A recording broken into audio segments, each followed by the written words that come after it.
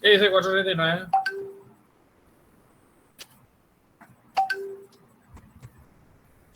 Podrá concederse efectivamente siempre que en virtud del título que traiga aparejada ejecución se dé por obligación exigible de dar cantidad de dinero. ¿Cuáles son entonces los requisitos para que exista un título ejecutivo? Que traiga aparejada ya la ejecución. Bueno, que la ley dice que trae aparejada ejecución. Sí. Bueno, y que sea cantidad líquida y exigible de dinero. ¿Qué quiere decir líquida?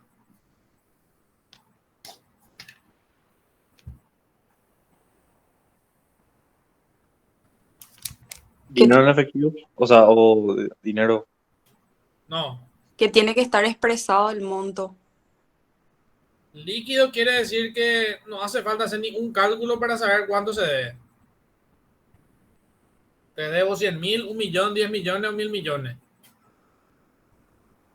Y líquido, por ejemplo, sería te debo 10 millones más intereses. Ahí tenemos que hacer un cálculo para saber cuántos son los intereses. Dependiendo de si el interés estaba pactado, si está dentro de los límites del Banco Central, si cuántos meses se debió. Entonces, tenemos que hacer un cálculo. Pero si ponemos, por ejemplo, por eso yo siempre le digo a la gente que presta plata, por ejemplo, le digo, voy a prestarle 50 millones y me tiene que devolver 10% de interés, tal cosa, 20%. Y yo le digo, no, no te vayas a complicar. Haz tu cálculo hoy. Bueno, te va a prestar 10 millones al 20%, bueno, hacer el pagaré por 12 millones. Que el pagaré ya sea ya con tu interés. ¿Entendés? Porque 10 millones más interés y después si te pagas, si no te pagas, si la tasa usuraria, si esto, que aquello, no. Hace ya hoy. Y hace ya tu pagaré por 12 millones, ¿entendés? No, ya sé por 10 más interés. Hace ya hoy tu tema. Bueno, obligación líquida y exigible. ¿Exigible qué quiere decir?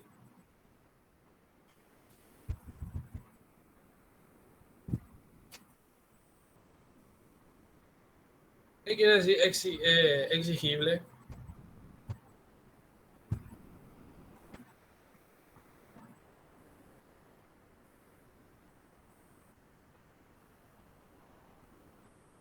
Que uno puede reclamar. No, obligación exigible significa que es de plazo vencido. O sea que para que sea exigible, tiene que estar vencido. Y muchas veces se reclaman en juicio deudas que no están vencidas. Deudas que no están vencidas se reclaman muchas veces en juicio. Así que hay que tener mucho cuidado con eso. Por ejemplo, nunca vieron el famoso juicio de... Váyanse un poco al 448, inciso F.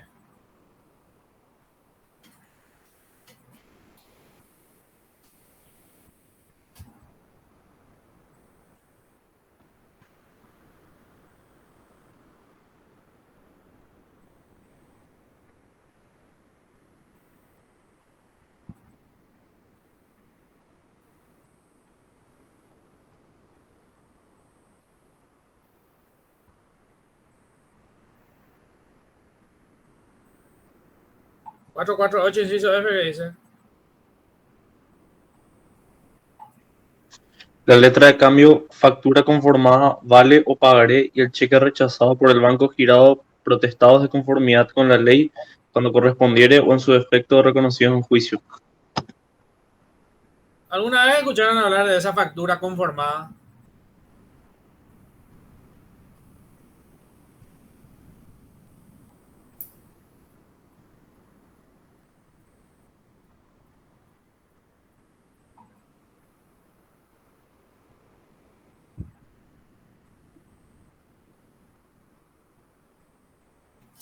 No.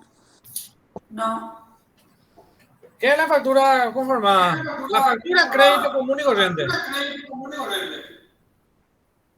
Tenemos entonces nosotros una factura a crédito Y esa factura crédito nosotros la entregamos a nuestro cliente para que nos pague.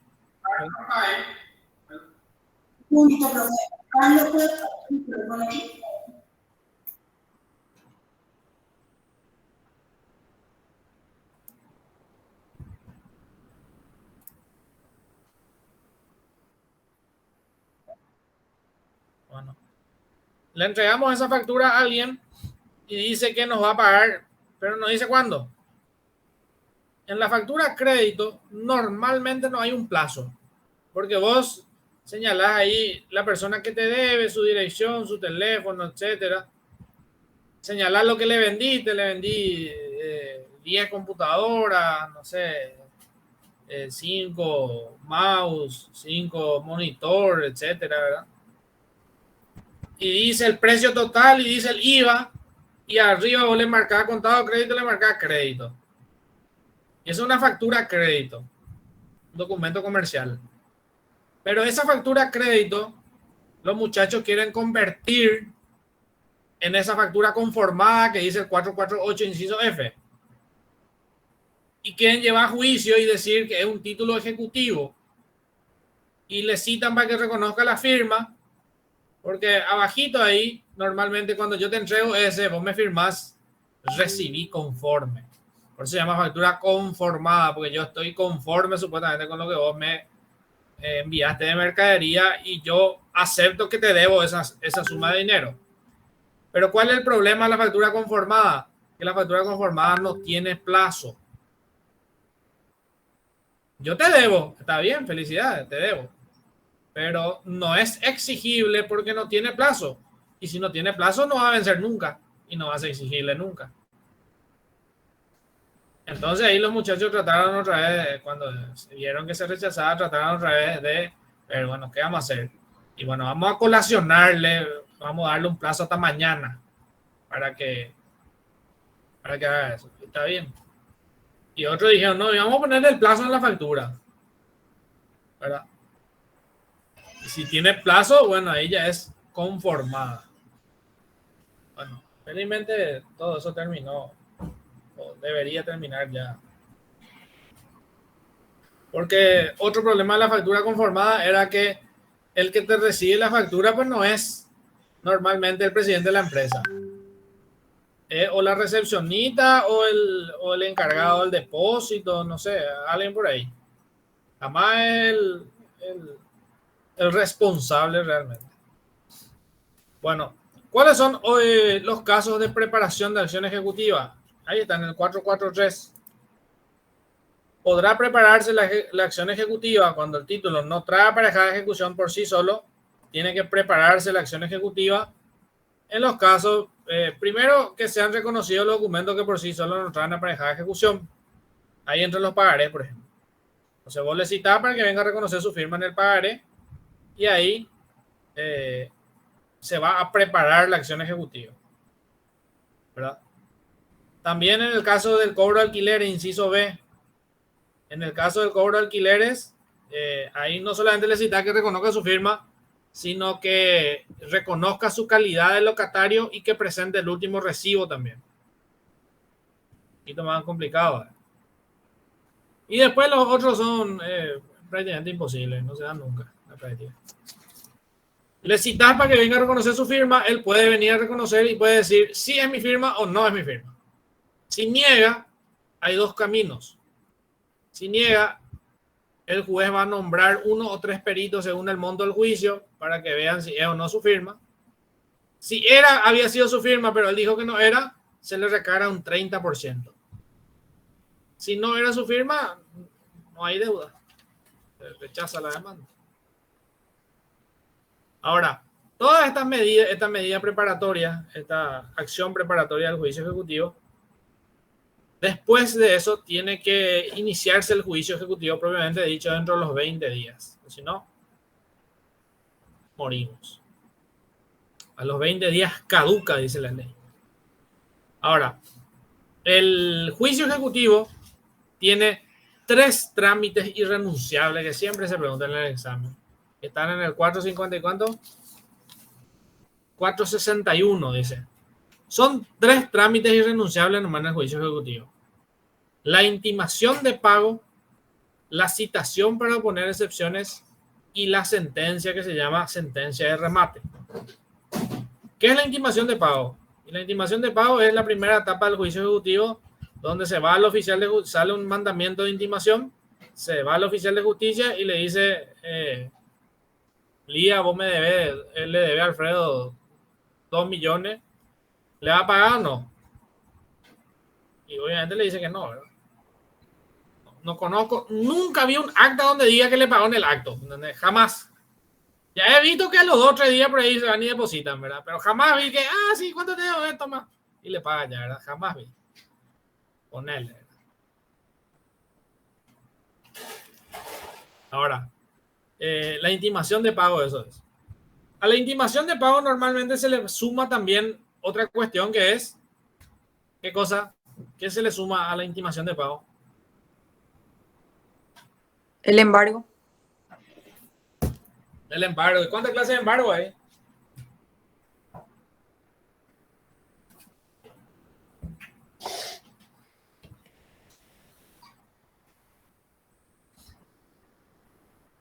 El famoso embargo preventivo, el embargo ejecutivo y el embargo ejecutorio.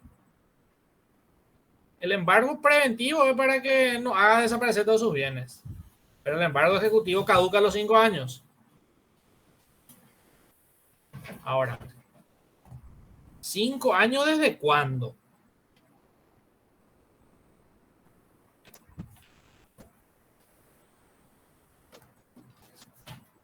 ¿5 años desde cuándo caduca?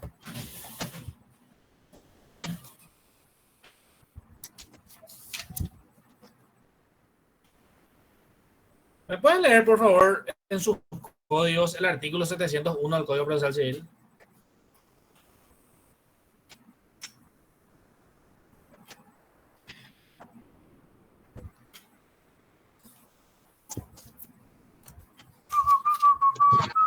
Caducidad. Las medidas cautelares registrables se extinguirán de pleno derecho a los 5 años de la fecha de su anotación en el registro respectivo, salvo que a petición de parte se reinscribieran antes del vencimiento del plazo, por orden del juzgado que entendió el proceso.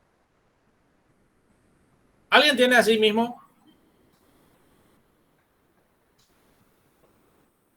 Ese fue el problema. Que ustedes o no tienen código o tienen un código que bajaron de internet. Ese artículo, así como está derogado. Fue derogado en el año 2014 por una ley que es la ley 5.330, que dice totalmente otra cosa. Vea un poco qué dice el del 2014. Las medidas cautelares se extinguirán de pleno derecho a los 5 años, contados desde la fecha en que fueran ordenadas. Entonces, ahí nomás. Sí, ok. Si vos marcás desde que fueran anotadas, como dice tu código, está mal. Tiene que ser de que fueran ordenadas, según la ley del 2014. Pero si bajan un código de internet, no van a tener esa actualización. Si tienen un código viejo que era de su mamá o de su abuelo, tampoco van a tener.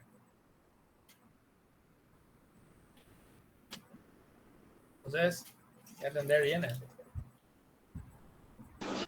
Profe, ¿me repetí el código, el artículo, por favor? Artículo 701 del Código Procesal Civil está modificado por una ley del 2014. Gracias. Entonces, hay que atender eso.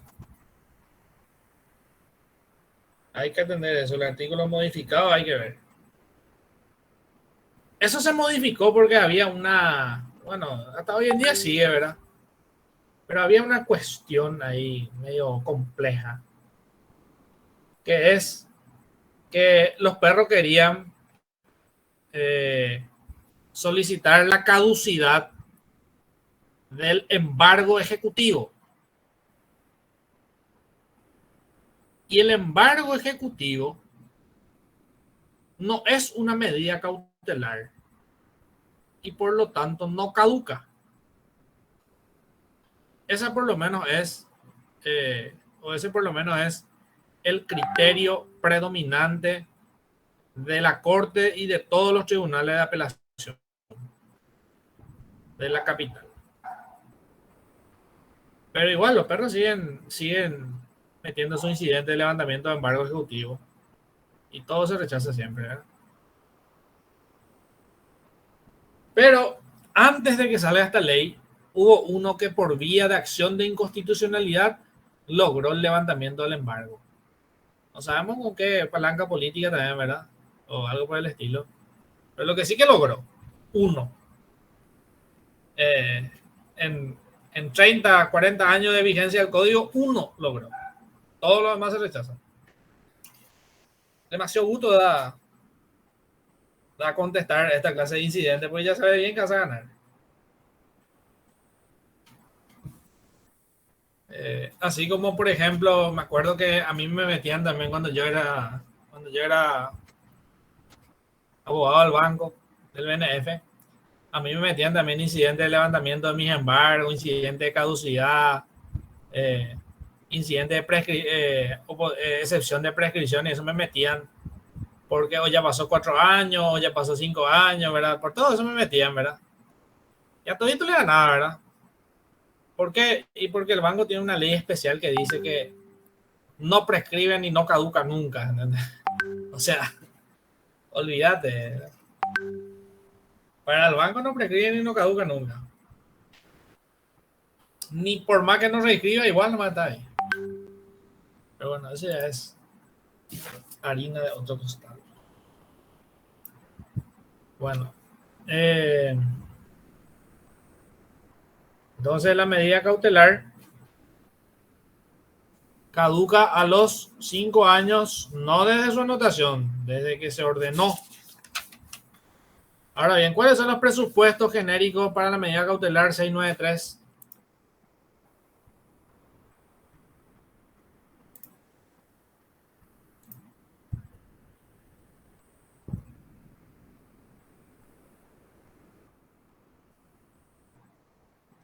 Quien solicite una medida cautelar deberá, según la naturaleza de ella, a. Acreditar prima facie la verosimilitud del derecho que invoca. B. Acreditar el peligro de pérdida o frustración de su derecho o la urgencia de la adopción de la medida según las circunstancias del caso. Y C. Otorgar contracautela para responder de todas las costas y de los daños y perjuicios que pudiera ocasionar si la hubiere pedido sin derecho, salvo aquellos casos en que no se la requiera por la naturaleza de la medida solicitada. Ahí está. Esos son los 3 presupuestos genéricos de todas las medidas cautelares. Verosimilitud, peligro en la demora y contracautela. La contracautela, ¿qué es? Es una garantía. Una garantía de que vamos a pagar. Y de que si nosotros pedimos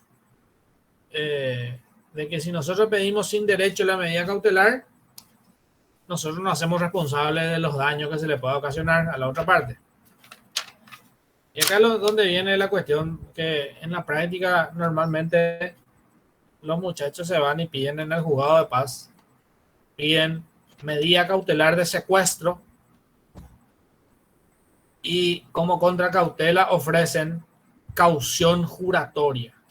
Va de la caución juratoria. Juro que me hago responsable de todo lo que digo. ¿Qué garantía? Pero eso es. Ninguna garantía no es. Pero ¿qué pasa? Eso va a ser en primera instancia y te rechazan in limine. ¿Qué es contracautela? Y contracautela es un bien mueble o inmueble que deja como garantía. No, es que vos jurás de que te vas a ser responsable. Y yo puedo jurar muchas cosas también y no me hago responsable de nada. ¿Entienden? Bueno. Profe, una consulta ahí sobre la contracautela que no me quedó claro todavía. ¿Quién es el que pone esa garantía de contracautela? ¿Quién pone la garantía? Sí, o sea, la persona Y el que pide la medida cautelar. Normalmente es el actor. Ah, ya, ok, está bien. Gracias.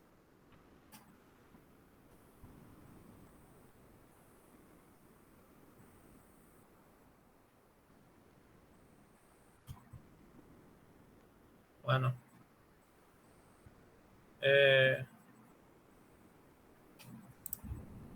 Normalmente el que pide. En esos casos se da, normalmente en los jugados de paz lo que se da es que las playas de autos vienen con el pagaré, porque vos te fuiste a sacar tu auto en, no sé, 36 cuotas de 1 millón.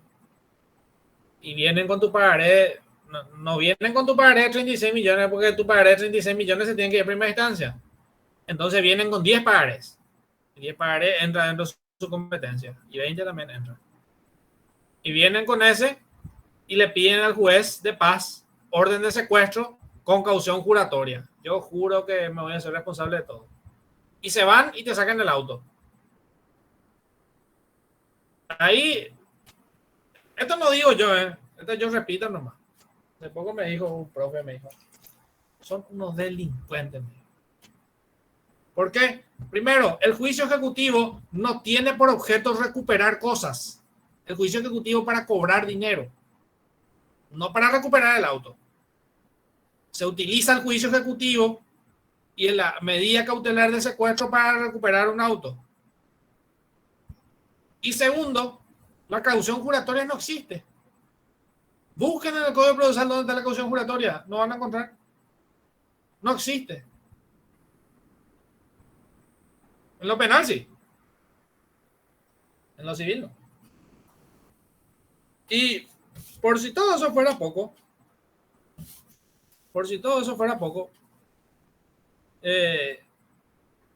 a veces después, vieron que la deuda era 36 millones y ponerle que vos pagaste 6 por ahí y 30 era la deuda. Pero ellos metieron 10 pagarés nomás para que sea competencia del juzgado de paz. Y después, cuando ya secuestraron el vehículo, presentan los otros pagarés y dicen, no, este había sido de competencia del juzgado de primera instancia y se van a primera instancia, pero con el bien secuestrado ya. Imagínense.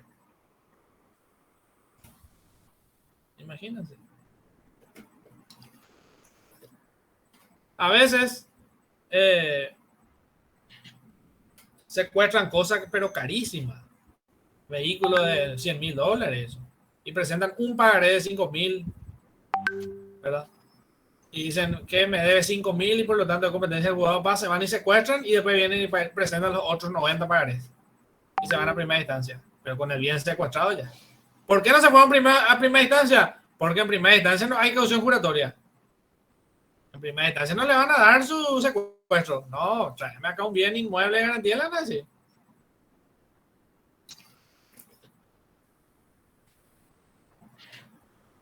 Bueno.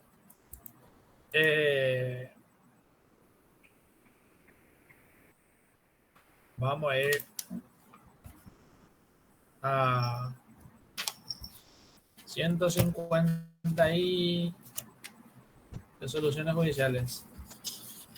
150 y ¿cuánto? 56. ¿Qué dice el 156?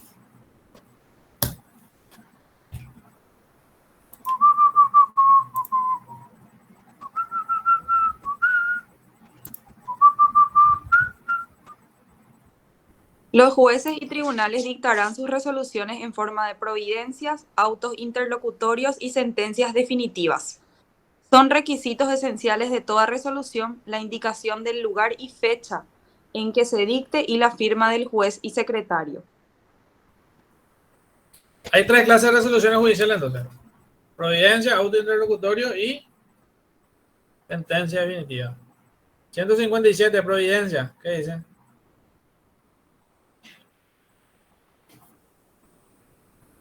Las providencias solo tienden al desarrollo del proceso u ordenan actos de mera ejecución y no requieren formalidades especiales ni sustanciación previa. Bueno, esa solo es una pregunta.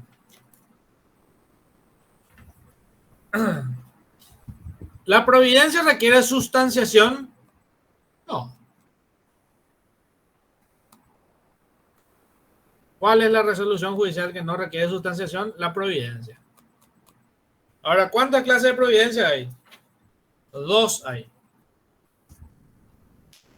La providencia simple, de mero trámite, digamos.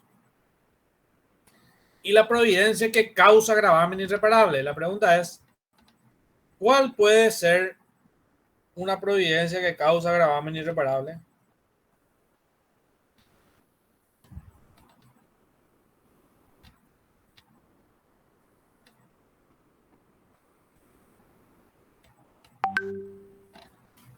La pregunta es, ¿y qué es un gravamen irreparable, verdad? Gravamen irreparable es todo lo que no puede ser solucionado por la sentencia definitiva.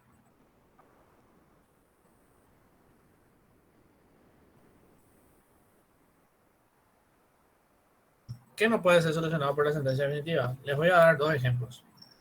El primero es una providencia que declara la cuestión de puro derecho. ¿Qué significa la cuestión de puro derecho? Que no se va a abrir el periodo probatorio.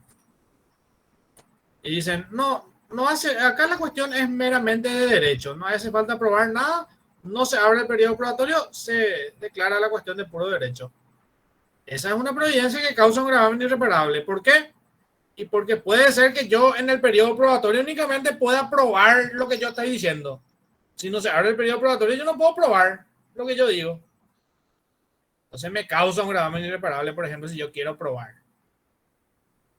También causa gravamen irreparable una providencia por la cual no se me admite una prueba. ¿Por qué no se me puede admitir una prueba, por ejemplo? Porque el juez considera, por ejemplo, que es inconducente. Pero yo pienso que es muy conducente. Entonces esa providencia causa gravamen irreparable.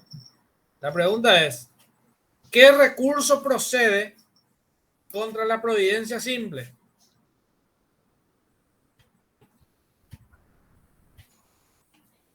¿Qué recurso? Reposición, aclaratoria, apelación, nulidad. ¿Qué recurso procede? De reposición. De reposición, exactamente. ¿Y qué recurso procede contra una providencia que causa gravamen irreparable?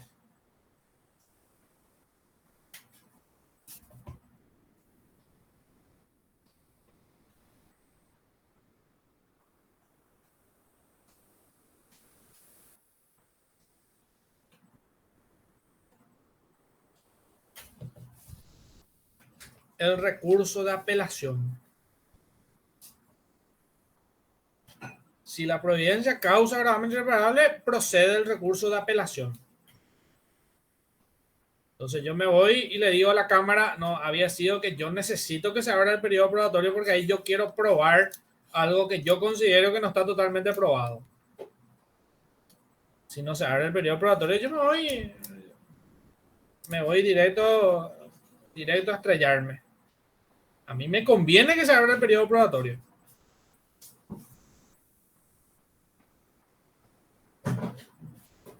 Entonces, la providencia simple se recurre por la reposición. La providencia que causa gravamen irreparable por el recurso de apelación. Los autos interlocutorios. Los autos interlocutorios son los que son las resoluciones que resuelven cuestiones incidentales del proceso y sí requieren sustanciación. Sí requieren sustanciación.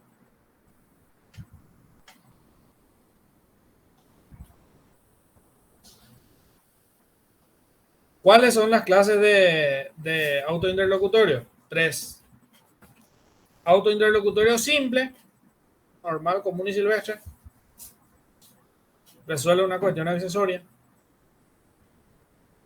Auto interlocutorio que causa gravamen irreparable. ¿Cuál puede ser uno que causa gravamen irreparable?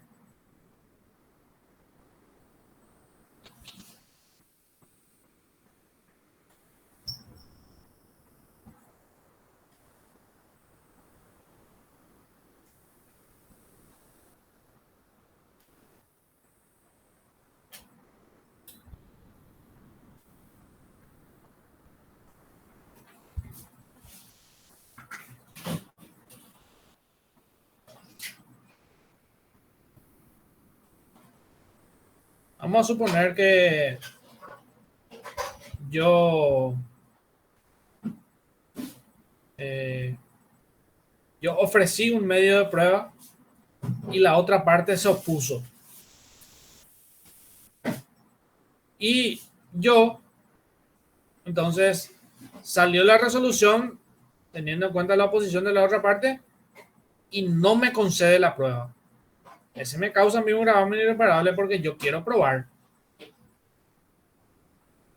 Normalmente se da con los documentos agregados posteriormente. Vieron que los documentos tienen que ser agregados en la primera presentación, ya sea en la demanda o en la contestación. Y si yo no agrego el documento en la demanda o en la contestación, ya no puedo más agregar después.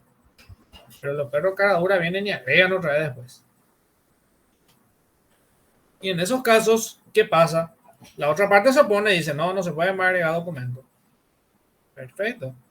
No se puede más agregar documento. Felicidades. Entonces, pero a mí me agravia eso. Entonces me voy a la cámara para que la cámara me vea si es que, pero por el recurso de apelación, porque me causa un gravamen irreparable. Y después tenemos el auto interlocutorio con fuerza de definitiva, es decir, los autos interlocutorios que dan, o sea, que pueden terminar el juicio. Por ejemplo, un AI donde se resuelve una excepción de prescripción. Si yo te demando y vos me pones una excepción de prescripción, terminó el juicio. Porque está prescrito, no hay nada que hacer, no hay nada que seguir. Terminó. Opa. ¿Verdad? Lo mismo si hay una falta de acción. Por ejemplo, eso que le demandan por usucapión a la municipalidad, por ejemplo. Le va a mandar por usucapión a la municipalidad. Los famosos terrenos fiscales. Ese le pone una excepción de falta de acción, manifiesta y chao ya.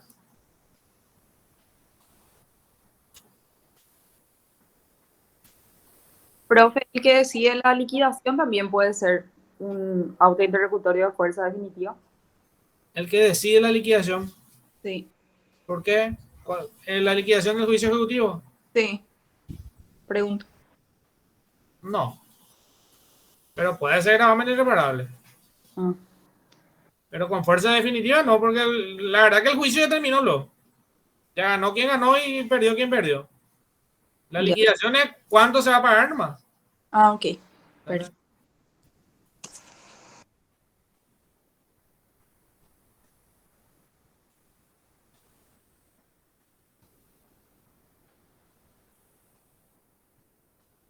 Bueno, entonces tenemos tres tipos de autointerlocutorio. Simple, que causa gravamen irreparable, y con fuerza de definitiva. Con fuerza de definitiva. Y ya que hablaste de la liquidación, les voy a dar un tip ahí para que no se vean sorprendidos en algún momento.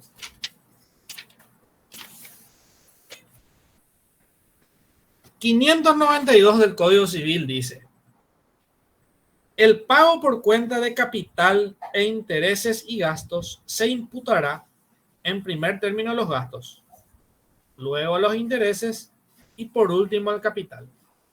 Normalmente en el juicio ejecutivo lo que pasa es que en algún momento la parte, cuando ya perdió, se va a ir a depositar el capital, ¿verdad? Pero a veces no aclara que deposita deposita un dinero, ¿verdad? Y dice, este es el capital, ¿verdad? Entonces, cuando vos te vas a solicitar la orden de extracción, porque ya depositó el capital y vos querés sacar ya la plata y le queda ya a tu cliente o querés cobrar ya vos, qué sé yo.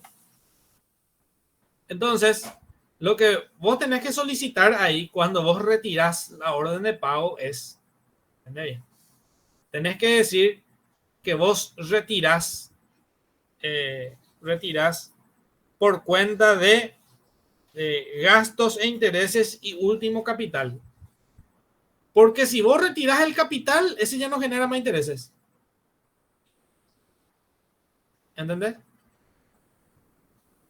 Si vos retiraste el capital, sin capital no hay interés, porque el interés es un accesorio del capital. Si vos retiraste el capital, ya no tenés más que cobrar nada de interés. ¿Entendés? Hasta ahí nomás se computaban los intereses. Entonces, muchas veces lo que vos tenés que decir es, yo retiro esto en concepto de gastos, intereses y último capital. Porque si vos retiraste el capital, ya no hay más interés. Ni gastos, ni nada. ¿Fuiste? A muchos les pasa eso. Se van y retiran y no dijeron nada, retiraron nomás, llevaron su plata y un año después cuando en la liquidación ahí se dan cuenta de que no tenían más derecho a nada. ¿Y cómo le decís después a tu cliente? Es lo mismo que, por ejemplo, los pagos parciales de una deuda. Vamos a suponer que yo tengo un pagaré de Jesse y tengo un pagaré de 10 millones y viene Jesse y me paga los 5 millones y me dice, te voy a pagar 5 millones y después te pago el resto. Y yo le hago un lindo recibo y ya está ya. Y después le quiero cobrar otra vez los otros 5 que me debe. Y ella me dice que no, que ese pagaré, que ese recibo ya vale ya porque yo ya le perdoné el resto de la deuda. Porque no dejé constancia de que cuál es el saldo. Entonces, cuando ustedes reciben un pago así, tienen que dejar constancia que el presente no implica quita, espera, remisión ni novación de la deuda. Porque si no, me puedo quedar sin cobrar el resto. Porque no puse esa fórmula sacramental.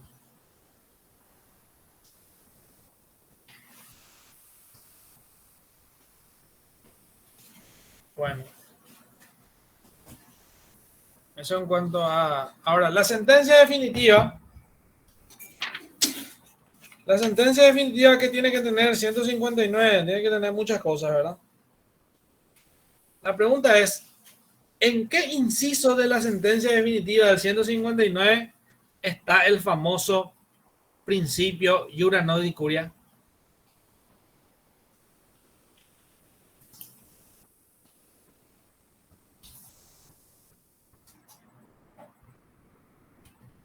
¿Qué significa iura non dicuria?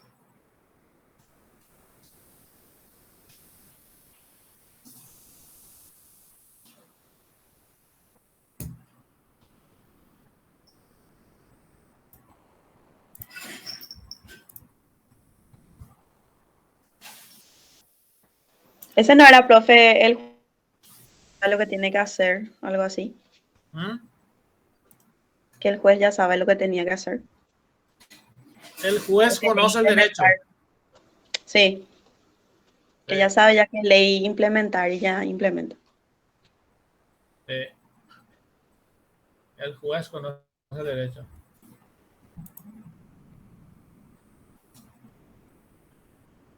Esa es. El juez conoce el derecho. Significa eso. ¿Qué quiere decir que el juez conoce el derecho?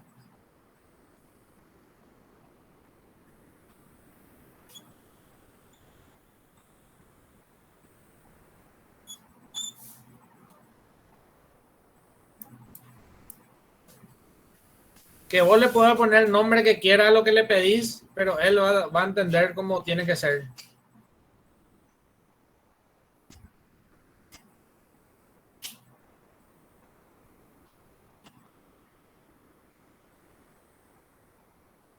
Él va a entender cómo tiene que ser.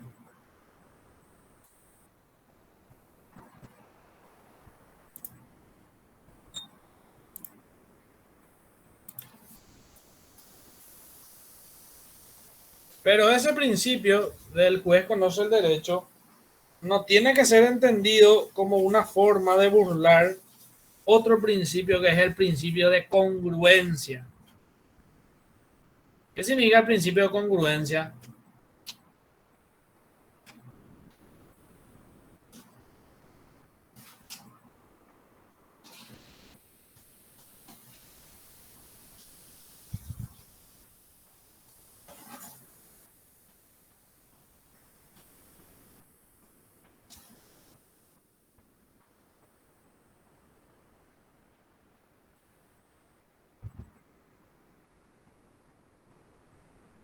¿No saben qué significa principio de congruencia? Que la decisión del juez tiene que ir, o sea, tiene que ver con la pretensión, o sea, tiene que responder a la pretensión y también con el derecho, ¿verdad? Que se puso en la petición, en algo así, Excelente, excelente. en simples palabras. Y está bien, está bien. Eso es malo lo que se necesita. La idea. Claro, y ahí lo que recuerdo es que hablaba de que pueden ser citrapetita, ultrapetita y Esos son los vicios de la incongruencia. La falta de congruencia es un vicio que se puede manifestar de tres formas: citrapetita, ultrapetita y extrapetita. Y tiene como efecto la nulidad de la sentencia, si es que se verifica el incumplimiento del deber o del principio de congruencia. Eso lo dice el artículo 15, inciso B del Código Procesal Civil. ¿Cuándo es citrapetita?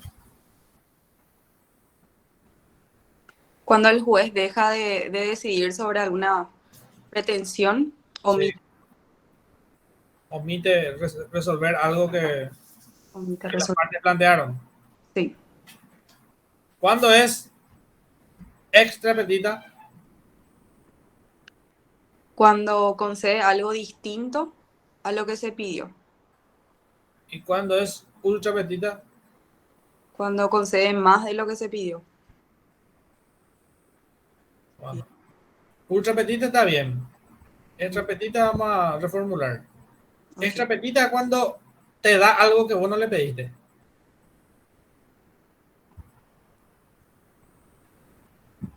¿Verdad? Eso es extrapetita. Vos no le pediste, pero al igual te dio. Mm, Y el juez no te puede dar algo que vos no le pedís. claro. ¿Verdad? El ¿Por, juez, por- por qué de repente puede pasar eso? Porque no se dio cuenta, no prestó atención o y claro, el juez no prestó atención entiendo. porque no prestó atención.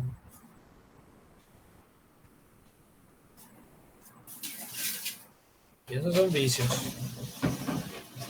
Bueno, ¿cuáles son las tres partes que tiene que tener una sentencia?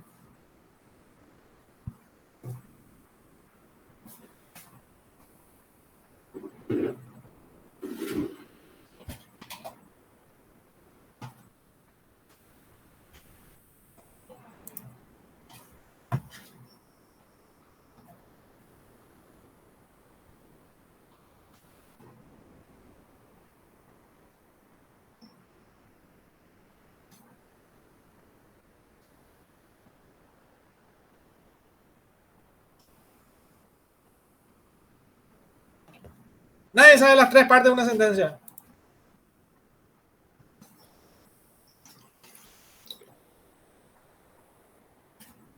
Creo que sería la parte, o sea, del escrito que dice visto, considerando, resuelve. ¿O no? Mató uno ahí. Vista, considerando. A ver.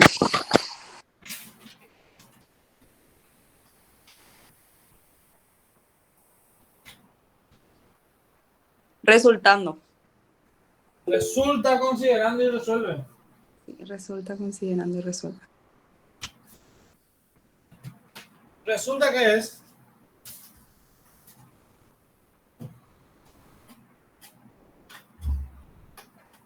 Cuando se exponen los hechos, sí, se hace un relatorio de todo lo que pasó en el procedimiento. sí. Después, considerando que es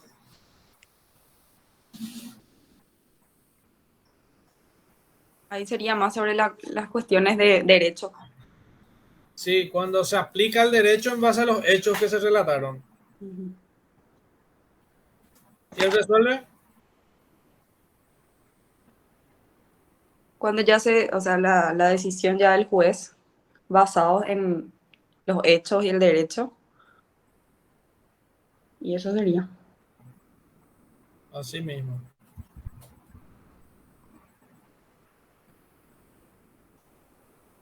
Así mismo. Bueno, vamos a mirar un poco qué más podemos ver por acá. Profe, lo que suele también de repente salir es la parte de las costas. Eh, bueno, que generalmente se le impone a la parte vencida, pero también creo que en el allanamiento no se imponían las costas a la parte vencida, si es que antes que inicie el juicio, o sea, antes de que hubiera excepciones, algo así era, pero recuerdo que en uno de los exámenes preguntaba sobre... Vamos a leer. Vamos a leer. 180. Código Creo, procesal. creo que hay que aprovechar y hacer las preguntas, compañeros. Claro, para eso estamos acá.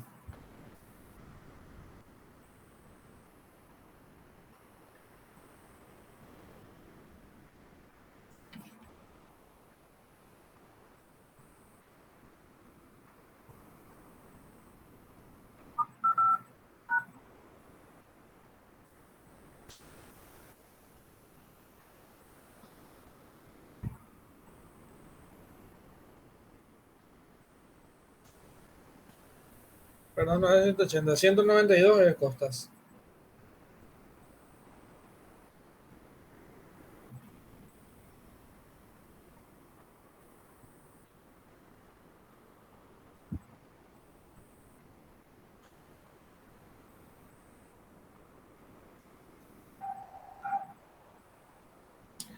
En el desistimiento, dice, cuando el desistimiento fuera de la acción, las costas correrán a cargo del actor. Cuando lo fuera de la instancia, el que desistiere correrá con las ocasionadas en la misma. O sea, en el desistimiento. Hay dos clases de desistimiento, pues desistimiento de la acción y desistimiento de la instancia. Las costas en el allanamiento, dice, no se impondrán las costas al vencido cuando hubiere reconocido oportunamente como fundadas las pretensiones del adversario, allanándose a satisfacerlas, a menos que hubiera incurrido en mora o que por su culpa hubiera dado lugar a la reclamación, y cuando se allanare dentro del quinto día de tener conocimiento de los títulos e instrumentos tardíamente presentados. Para que proceda la exención de costa del allanamiento debe ser incondicionado, oportuno, total y efectivo. Eso pasa porque normalmente hay algunos que te dicen, no, yo ya me allané, pero no se allanó incondicionalmente, por ejemplo.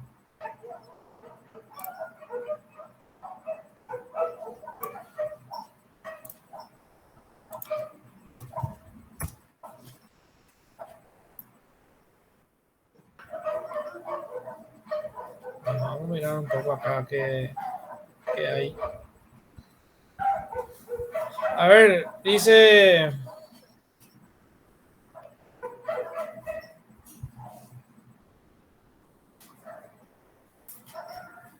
Este me encanta a mí. ¿Ustedes saben cuándo procede el desalojo y cuándo no?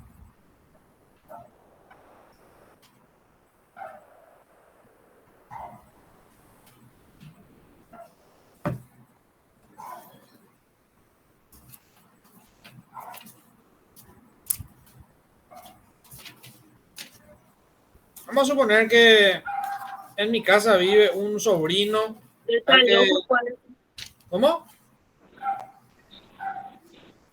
No, decía nomás que desalojo puede ser de repente si estás en el lugar por mala fe, puede ser, Robert. Mala fe. ¿Alguien más? ¿Sí? ¿Alguien más dice algo?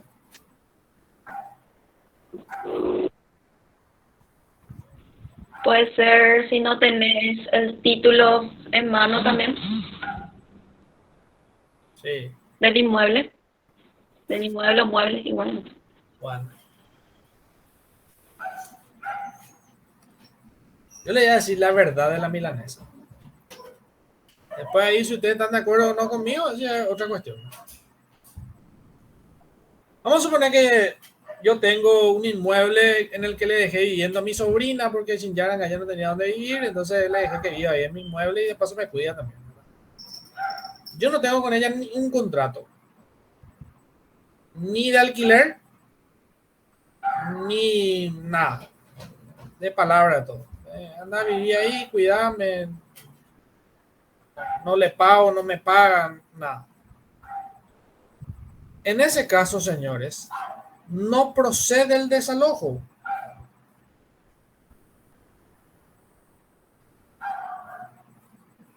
¿Por qué? Porque ella no tiene la obligación de devolverme mi casa. ¿Por qué no tiene? Vamos a leer, 621 del Código Procesal dice: el juicio de desalojo procederá contra el locatario, sublocatario o cualquier ocupante precario, y ahí viene lo interesante, cuya obligación de restituir un inmueble o parte de ella o parte de él fuera exigible. En el desalojo tiene que haber una obligación de restituir la cosa. Mi sobrina no tiene la obligación de devolverme nada.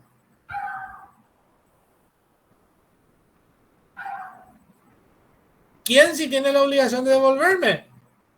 Mi inquilino. Porque en el contrato de alquiler normalmente dice, y si no dice, la ley dice que él tiene la obligación de restituirme la cosa. Tiene que haber contrato firmado. Si no hay contrato, no hay desalojo.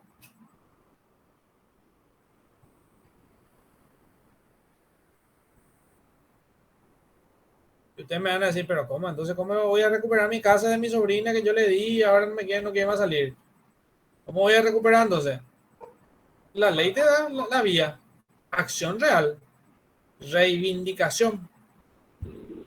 Porque en la reivindicación entra, acá está mi título, yo tengo mi título. Pero, Nada. Decime.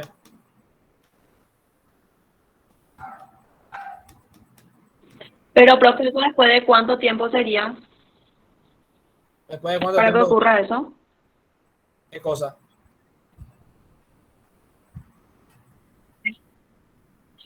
Por ejemplo, ¿cuánto tiempo tiene que estar la desalojar? ¿O no hay ningún un tiempo así estimado? No, si yo le quiero desalojar, hoy le desalojo hoy o mañana o el mes que viene. Pero no es desalojo, eso es lo que te digo, es reivindicación, no es desalojo. O sea, el desalojo es solo si existe un contrato. O sea, ahí sí, Sí, es cuando quieras desalojarle una vez que venza ese contrato, sería. sí. Ah, ok. Todo lo que existe contrato es. Si no hay contrato, no hay desalojo. Hay algunos que inventan y tratan de darle un significado a la expresión ocupante precario. Pero fíjense ustedes que dice locatario, sublocatario, ocupante precario que tengan la obligación de restituir. Ahí está lo importante. Y el que vive en tu casa y que vos le dejaste entrar y que no tiene ningún papel y que vos menos tenés, él no tiene la obligación de restituirte nada. El desalojo es una acción personal donde se ejecuta la obligación de restituir. El que tiene la obligación de restituir, a él se le demanda por desalojo. Si no, tener la acción real para eso. Claro, o sea, si es mi casa y yo le doy a... Yo soy la que no se tiene que dormir. Claro. Dejarle nomás, o sea, por lo menos algo, o sea, un contrato le tengo que hacer firmar y... Por eso yo siempre le digo a la gente, le voy a dejar a mi capataz y bueno, hacerle firmar contrato de alquiler, le digo, ¿entendés? No sé si no le querés hacer firmar contrato de trabajo porque le hace tener que escribir en IPS, le hace tener que escribir en tal cosa. Y bueno, firmarle un contrato de alquiler, que no te pague, pero firmarle contrato de alquiler, hacerle firmar contrato de alquiler. Entonces el día de mañana, cuando vos quieras sacarle, le sacás por el contrato de alquiler. ¿Entendés? Y el día de mañana... Entonces, profe, sería una acción real, entonces, en caso del desalojo. No, eso es lo que te estoy diciendo. Es una acción personal, no es una acción real. Y el que diga que es una acción real no entiende nada de la vida.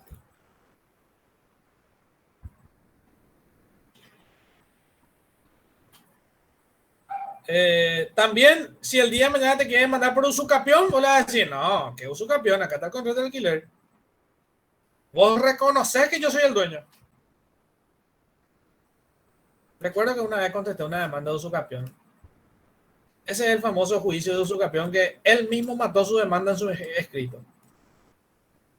Decía la señora que ella vivía ahí hace 35 años, que realizó mejora, que esto, que aquello, y decía, en una oportunidad, yo le ofrecí comprarle la propiedad a fulano, y fulano era mi cliente. Si ella dice que me ofreció comprarme mi propiedad, ella está reconociendo que sabe que yo soy el dueño. ¿Entienden?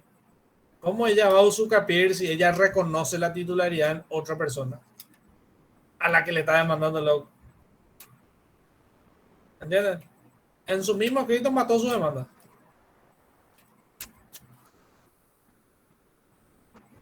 En el mismo escrito mató su demanda.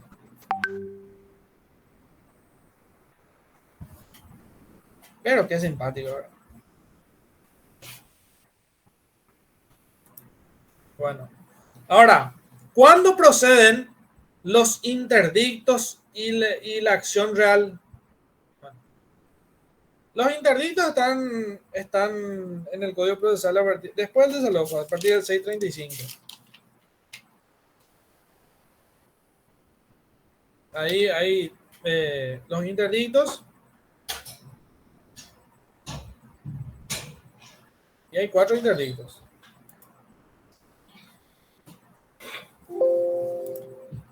¿Cuáles son esos interdictos?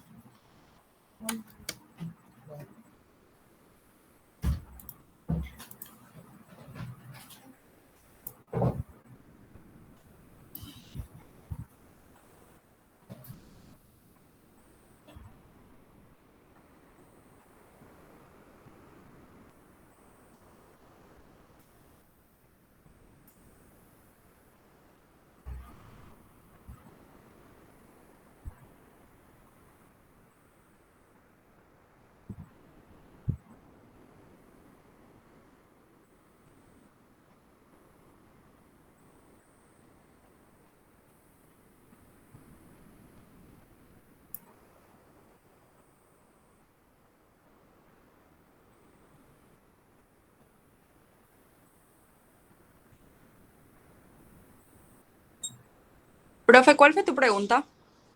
¿Cuáles son los 4 interdictos? Acá encuentro. Está el interdicto de adquirir, interdicto de retener, interdicto de recobrar e interdicto de obra nueva. Excelente. ¿Para qué sirve cada uno? A ver.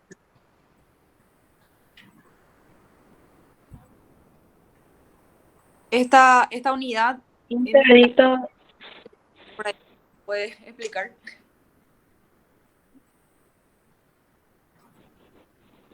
interdicto de retener puede ser de conservar, por ejemplo, la cosa. Excelente. Claro que sí. El interdicto de adquirir es un juicio por el cual nosotros vamos a pedirle al juez que nos otorgue la posesión de una cosa de la cual tenemos el título, pero nunca tuvimos la posesión. ¿Verdad? Así que interdicto de adquirir. Interdicto de retener se da cuando existen casos de turbación de la posesión. Yo tengo la posesión, pero alguien me está molestando, me quiere sacar. Entonces, interdicto de retener. Es simpático un caso, por ejemplo, que normalmente se da por el interdicto de retener. Vamos a suponer que yo soy inquilino. Locatario se llama jurídica y legalmente, ¿verdad? Más conocido como inquilino. ¿Verdad? Y la dueña del inmueble es Tali. Pero Tali no me quiere alquilar a mí porque yo no le pago en fecha, porque yo pongo mi música fuerte y yo cachaca nomás lo escucho, entonces no quiere porque pelada es para el barrio, ¿verdad? Y más todavía que todo el mundo sabe que es su casa, ¿verdad? Entonces no quiere alquilarme a mí. Y es más, ya tiene lo otro que va a venir y va a pagar más que yo, ¿verdad? Entonces, ¿qué pasa? Cuando yo me voy y le quiero pagar mi alquiler, me dice, no te quiero más cobrar, vamos a rescindir el contrato. No, pero ¿por qué vamos a rescindir el contrato si yo tengo contrato de diciembre? No, pero yo no quiero más hacer nada de vos. ¿Cómo me dice todos los días, verdad? Eso no es ejemplo, ¿verdad? Pero, entonces, ¿qué me hace? Yo no quiero salir. ¿Y qué me hace la dueña de casa? Normalmente me hace dos cosas. Me corta la luz y el agua.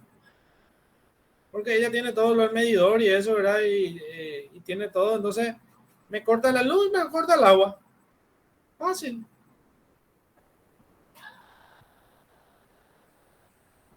Entonces, yo que no tengo luz, que no tengo agua, ya tiene que salir únicamente.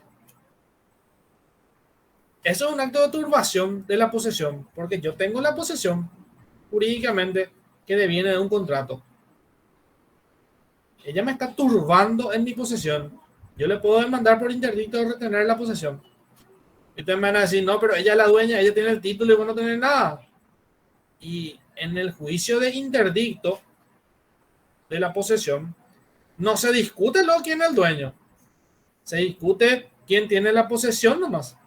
Y yo tengo la posesión inmediata. Ella tiene la posesión inmediata. Y ella me está molestando en mi posesión. Porque ella no tiene que hacer eso. Es ilegal lo que ella está haciendo. En ese juicio de interdicto yo voy a ganar. Y yo tuve un caso así y gané. Porque que ella sea la dueña no quiere decir que ella puede hacer lo que quiere.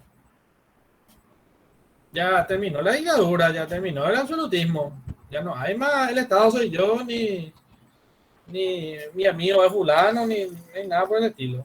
Estamos en un Estado social de derecho. No, que yo por la fuerza no me voy a hacer las cosas. Pero eso es mentira, profe. Vos lo que no querés saber más nada de mí.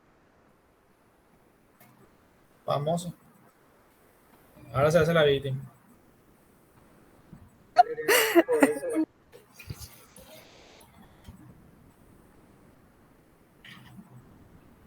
Bueno. Interdicto de recobrar la posesión se da cuando yo tenía la posesión, pero fui despojado de la posesión.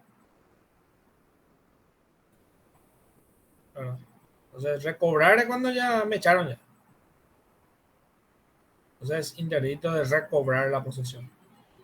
Y finalmente tenemos el interdicto de obra nueva, que es cuando hay una obra nueva que está perjudicando mi posesión. Típico caso, el vecino.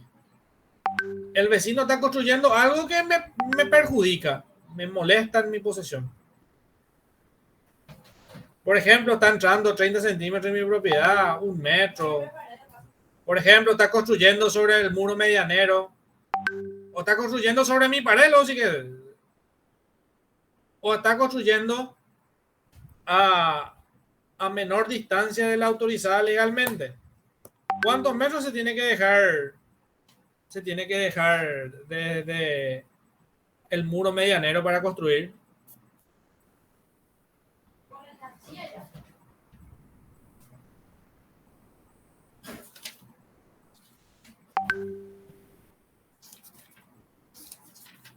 ¿Cuántos metros se tiene que dejar?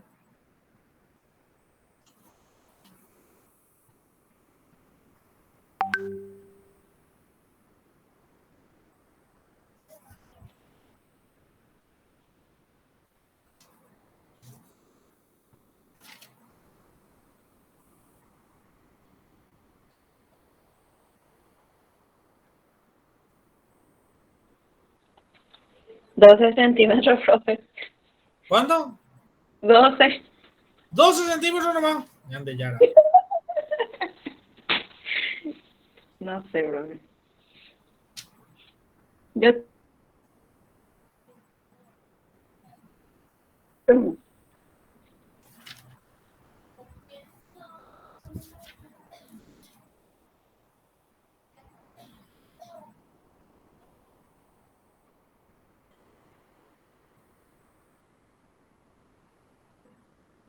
¿En qué artículo habla, profe, ese para buscar? Yo estoy buscando.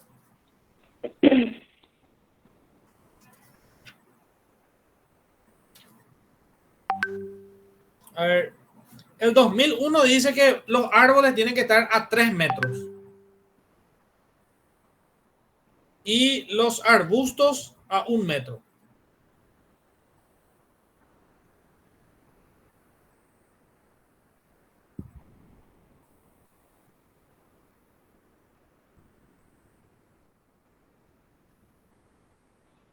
Los arbustos a 1 metro y después, profe. Y los árboles a 3 metros tienen que estar. De la línea del muro medianero.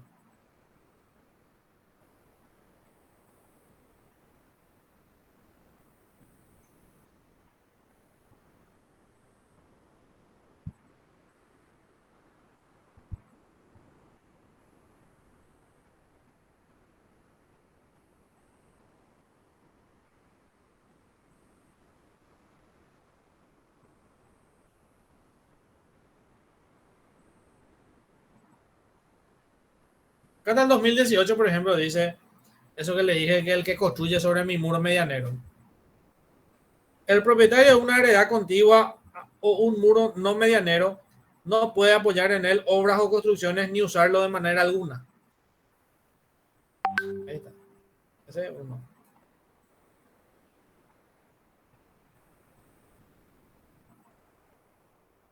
Después, ningún propietario medianero podrá abrir ventanas o troneras en pared medianera sin consentimiento del condómino.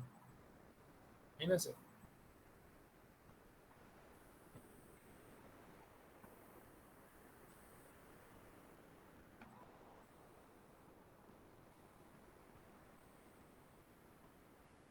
También el tema de las ventanas. Si yo voy a hacer una ventana por el vecino, ¿verdad? Entonces tengo que guardar tengo que cumplir los reglamentos municipales, ¿verdad? No puedo sacarle su privacidad tampoco al vecino, ¿verdad? Se dan ese tipo de cuestiones. Todo eso se puede reclamar por medio del interdicto de obra nueva. Interdicto de obra nueva, entonces. Profe, Sí. ¿puede repetir el interdicto de adquirir, por favor? Sí, es un interdicto por el medio del cual yo le solicito al juez que me otorgue la posesión de una cosa de la cual nunca tuve la posesión. Por ejemplo, puede ser que yo cobre, bueno, no se dice cobre, ¿verdad? Pero se me adjudique un bien en la herencia de mis padres, la sucesión de mis padres, entonces mi herencia es un bien y yo nunca tuve la posesión de ese bien. Entonces yo le pido al juez que me dé la posesión de ese bien.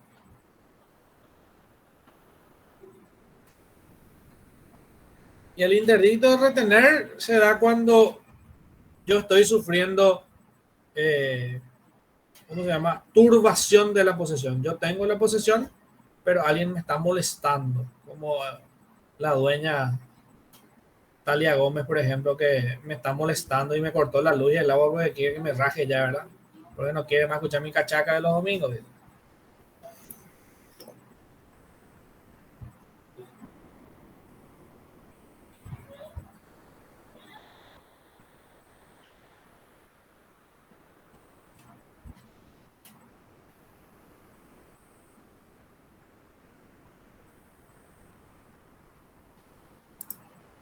Bueno, por más de que ella sea la dueña, igual nomás no me puede molestar en mis posesiones, ¿no? Es que porque uno tiene el título de... Nosotros pues tenemos una idea vaga ahí de que si yo soy el dueño hago lo que quiero y véanse ustedes, ¿verdad? Yo puedo hacer todo lo que yo quiera. No, no es así tampoco. Así tampoco. También el dueño que ¿Sabes qué también es turbación de la posesión?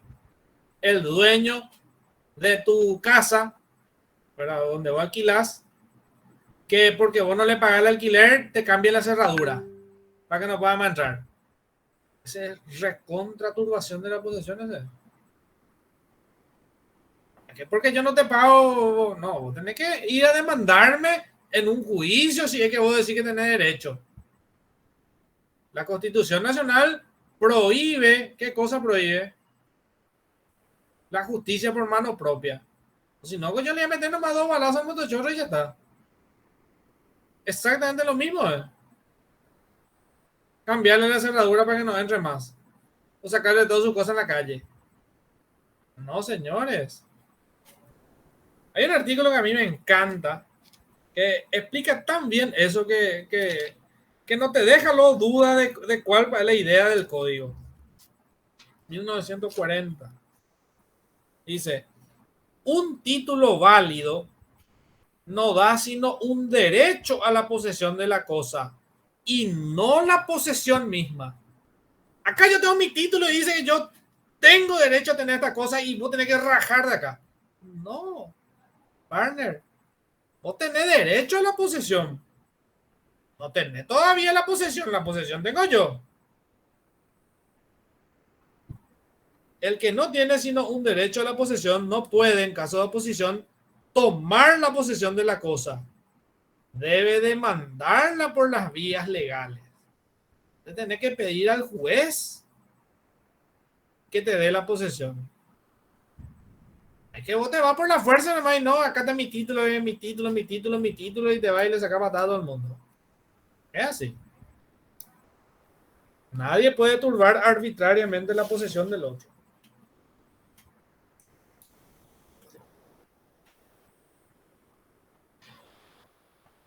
Bueno.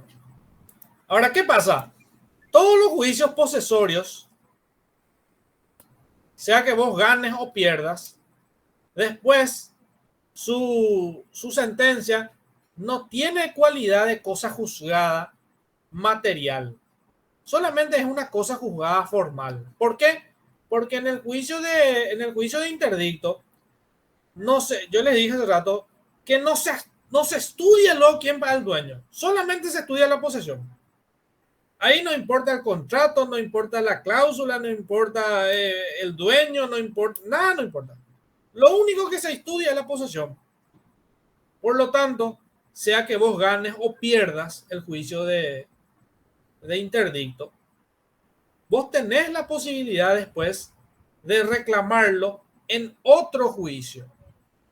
Y esos otros juicios, para reclamar lo que ya se resolvió en la acción posesoria, esas son las acciones reales. Por ejemplo, si vos perdiste el interdicto de recobrar, vos podés después hacer la reivindicación. Podés después hacer la reivindicación. ¿Entienden? ¿Dónde dice eso? 637. La sentencia dictada en el juicio posesorio tendrá carácter de definitiva, sin perjuicio del derecho que asiste a las partes litigantes de promover las acciones reales correspondientes. Entonces, yo perdí la acción, el interdicto de recobrar, pero después tengo la acción real de reivindicación. Y en la reivindicación sí importa mi título. Ahí yo voy a decir, señor juez, yo soy dueño y acá está mi título. Y ella no tiene nada. Ahí sí importa el título. Ahí sí importa tu título de propiedad. Antes no. En el juicio de interdicto no importaba tu título. A nadie le interesa tu título. Por eso, la sentencia de los juicios de interdicto no hacen cosas jugadas material, solamente hacen cosas jugadas formal, porque lo resuelto se puede cambiar en otro juicio, en una acción real, que por supuesto ya es un juicio ordinario, ¿no? Ya no es más un juicio breve, de breve trámite sumario, ya es un juicio ordinario largo. Pero entonces, lo mismo sucede con el juicio ejecutivo. Vamos a leer un poco el 465 del Código Procesal.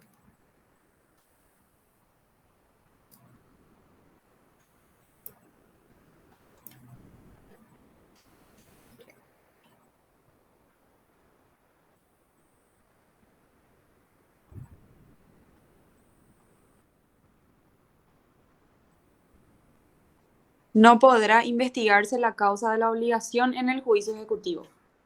Ahí está. En el juicio ejecutivo, yo presento el pagaré que me firmó Jesse. Ahí dice, Jesse dice que me firmó un pagaré de 25 millones de guaraníes porque quería ser miembro del centro estudiante. Y ya que no cumplió la palabra, ¿verdad? Entonces yo me voy y ejecuto su pagaré de 25 millones porque quería ser miembro. Y ella se va a decir en el juicio que ella firmó ese pagaré por una cuestión de garantía, por una elección gremial de centro estudiante, que no hay ninguna deuda, que tal cosa. Felicidades. Puedes decir todo lo que quieras.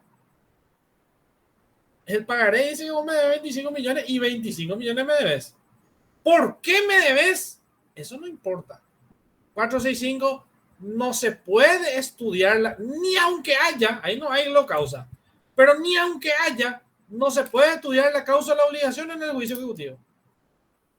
No se puede. No, pero ese pagaré era por una refinanciación de otras deudas, no, pero ese pagaré era porque por el centro estudiante, no, pero ese pagaré era porque tal cosa. No importa, no interesa. No interesa ni un poquitito. Está tu firma, está ahí el pagaré, me debe 25 millones y me tiene que pagar. Fácil. Ahora, 471, vamos a ver 471.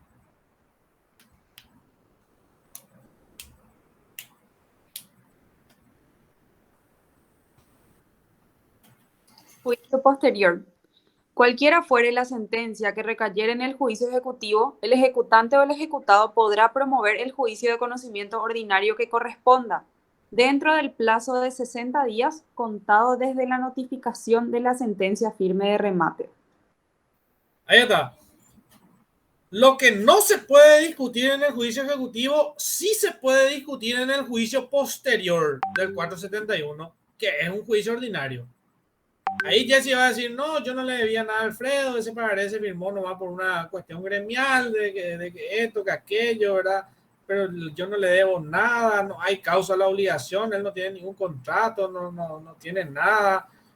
Ahí podemos discutir todo lo que vos quieras en un juicio ordinario, pero después. Entonces, en el juicio ejecutivo también hace cosas juzgadas formal nomás. Porque en el juicio ordinario posterior se puede discutir y ese sí va a tener, la sentencia de ese juicio ordinario posterior sí va a tener cosas jugadas material, como la sentencia de la acción real. Pero la sentencia del juicio ejecutivo y del interdicto posesorio tienen cosas jugadas formal nomás, porque todo lo que se resuelva se puede modificar en otro juicio, en un juicio ordinario posterior. Entonces, en el juicio ejecutivo no podemos nosotros discutir nada. Ahí se discuten papeles, documentos, no historias. No, pero yo firmé ese pagaré porque tal cosa, porque mi mamá tenía COVID, porque Alfredo es dirigente de campaña, no, porque esto. No interesa nada de lo que vos digas. Nada no interesa. ¿Me entiendes? No es que es injusto, es que la ley te da la posibilidad de defenderte, pero en el juicio ordinario posterior, ahí podemos discutir todo lo que vos quieras. Pero acá en el juicio ordinario no. Perdón, en el juicio ejecutivo y en el interdicto posesorio no. Acá se discute puntualmente cada uno su tema. Nada más. Esas son las reglas del juego.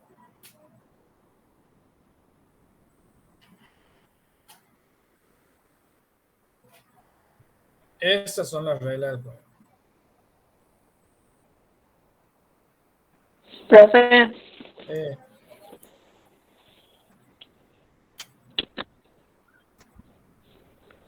Tengo una pregunta con respecto a uno de los ejercicios del examen. Sí. Sobre, a ver, en el escrito de demanda. No, perdón. ¿En qué caso la sucesión no debe tramitarse como intestada, por ejemplo? Y hay varias opciones.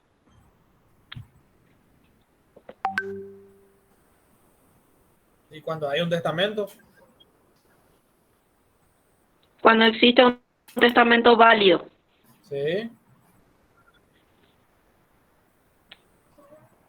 Otra pregunta. Dice, marque la respuesta incorrecta. La inconstitucionalidad es directa cuando. Y acá de los ejercicios de las opciones dice, resuelve un caso constitucional pronunciándose sobre materia constitucional. Mm. Después dice, viola principios o garantías consagrados en la Constitución. Otro, atenta contra la garantía del debido proceso. Otro, se funda o aplica una ley contraria a la Constitución. Otro, desconoce derechos de rango constitucional.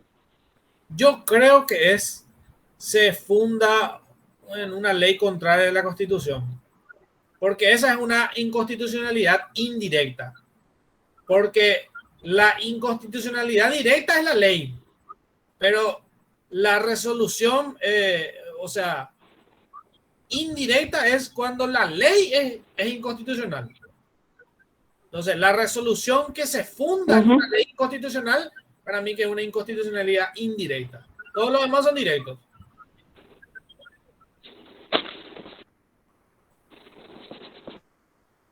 Entonces, cuando se funda sería indirecta. Sí. Cuando se aplica una ley inconstitucional, para mí que ahí la inconstitucionalidad es indirecta.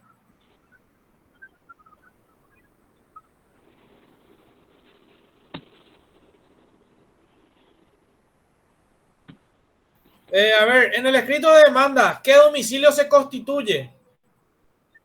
Se constituye el domicilio. Sería procesal. Sí. Pero se denuncia el domicilio real. Tienen que entender eso. El domicilio real, sí. Se denuncia el domicilio real y se constituye el domicilio procesal. No hagan que es una con flecha y nada. Se denuncia el procesal, se constituye el real. Profe, y en el caso en el cómputo del plazo para la caducidad de la instancia según la ley, dice uno, se computa la feria judicial del mes de enero. Otro, se computa el tiempo en el que el proceso hubiera estado suspendido por acuerdo de las partes. Otro, no se computan los feriados. Otro, se computa el tiempo en el que el proceso haya estado paralizado. El otro, se computan los días en que el expediente haya sido remitido a la vista por un juez o tribunal. Bueno, la respuesta está en el 173, modificado. Nuevamente. Vean si su código está modificado. Pero desde ya les adelanto que el 173 modificado ya dice que no se computa la feria judicial.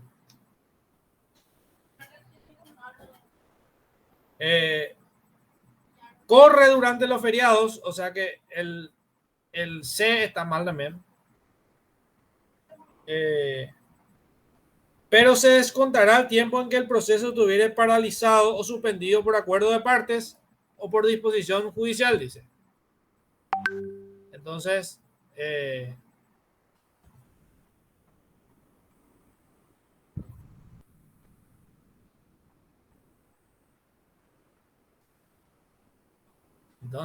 en el cómputo del plazo para la caducidad de instancia, ¿se computa la feria judicial del mes de enero? No se computa.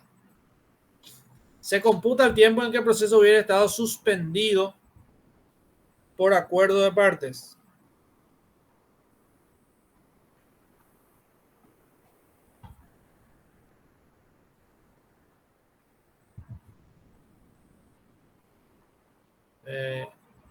No se computan los feriados, sí se computan. Se computa el tiempo en el que el proceso haya estado paralizado. No se computa. Y se computan los días en que el expediente haya sido remitido a la vista por orden de un juez o tribunal. No se computa tampoco.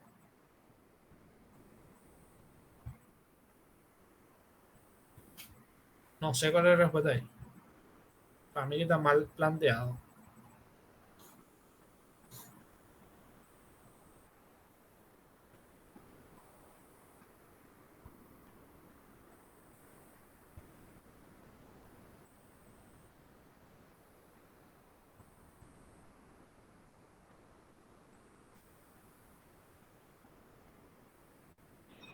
Porque yo leí una parte, profe, que en el 2018 se computaban los días de enero, En el la feria 2020. judicial. En el 2020. Perdón, 21. Fue el único Por año ahí, donde- por ahí, 2018, 2020. El 2021 fue el único año que se computó Sí. la feria judicial, pero porque salió una ley, que fue la de la pandemia. ¿Entendés? Solamente por eso. Ah, claro. Y solamente para ese año Ya. 2021.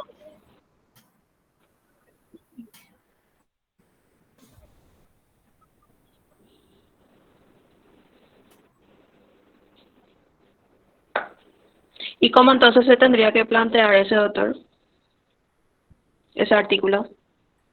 Y no sé. No tengo idea. ¿Se computa la feria judicial? No se computa. Está mal. ¿Se computa? ¿No se computan los feriados? Sí se computan. Claro que se computan los feriados. Porque dice, el plazo se computará y correrá durante los días inhábiles, dice. Y los días inhábiles son feriados. O sea, los feriados son días inhábiles.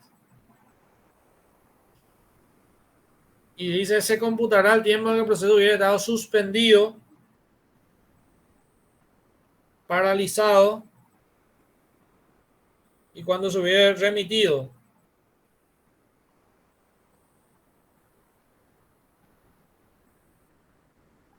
O sea que el B, el D y el E tampoco son. No sé la verdad cuál es la respuesta de eso. No tengo la más pálida idea.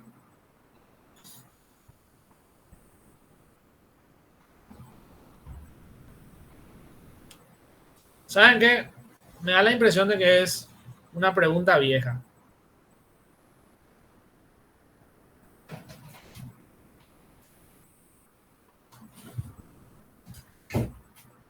Pero podemos pasar ¿Qué pasó?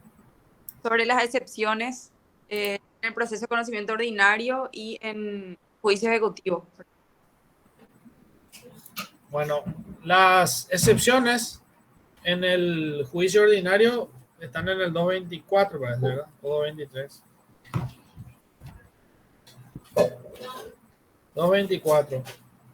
Son excepciones admisibles y ahí están todas las excepciones.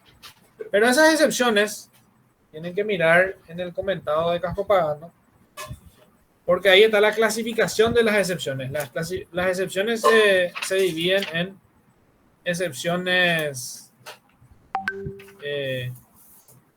previas y excepciones como medio general de defensa. Y otra clasificación divide las excepciones en excepciones dilatorias, excepciones perentorias y excepciones mixtas. Eso es lo que ustedes tienen que saber. ¿Cuáles son excepciones dilatorias? ¿Cuáles son excepciones perentorias? ¿Y cuáles son mixtas?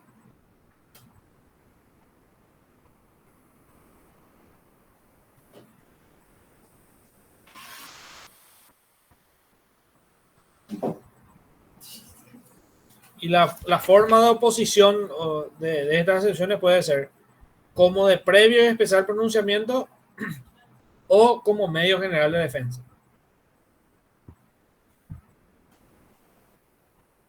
Bueno, vamos a ver. La incompetencia, por ejemplo. La incompetencia es una excepción dilatoria. ¿Por qué?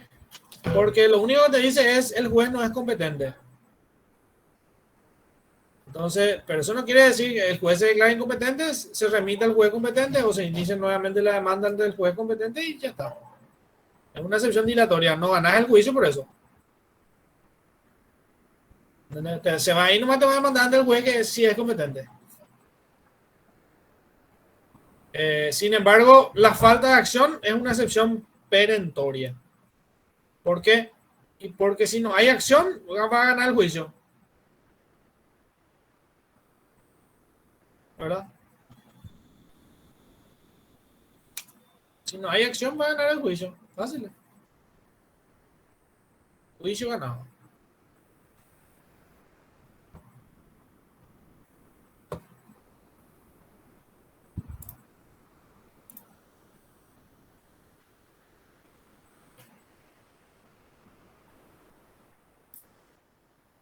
¿Y las mixtas, cuáles serían?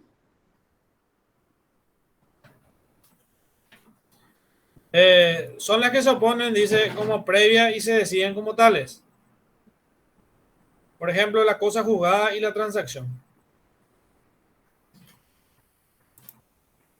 Si yo te pongo una excepción de cosa juzgada, quiere decir que nosotros en otro juicio ya discutimos lo que vos venís a reclamar otra vez.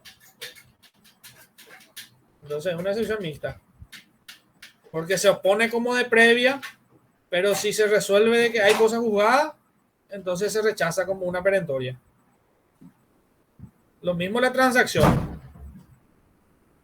La transacción, si es que nosotros ya arreglamos, famoso caso de accidente de tránsito. En el día del accidente nosotros ya firmamos un acuerdo y ya se pagó ya. Y después viene y te demanda otra vez. No, pero ¿cómo si ya hicimos nosotros un acuerdo? El acuerdo es una transacción. Yo te choqué y bueno, dame hoy 1 millón y cerramos acá. Y después se va a su taller y su taller le dice, no, 15 millones te salía a arreglar el auto. Y se va y te demanda. Pero vos ya arreglaste con él, ya tenés un contrato firmado con él donde dice que él acepta 1 millón como indemnización. Ya está, ya fuiste. No hay más nada que hacer. Se pone como de previa y si se resuelve que es así, se termina. Opa, terminó la demanda. Ahora, en el juicio ejecutivo, las excepciones son otras. ¿Dónde están esos? 450 y cuánto, 462. En el juicio ejecutivo son excepciones admisibles en el juicio ejecutivo. Dice incompetencia, falta de personería, litispendencia, falsedad o inhabilidad de título, prescripción, pago documentado total o parcial, compensación, quita, espera, remisión, novación, transacción y cosa juzgada. Y también la excepción de nulidad. La excepción de nulidad. Y también, por supuesto, la excepción de inconstitucionalidad también. O sea, también se puede poner en el juicio ejecutivo la excepción de inconstitucionalidad. ¿Cuándo vas a hacer eso? Cuando él te demanda en base a una ley inconstitucional, que vos decís que es inconstitucional.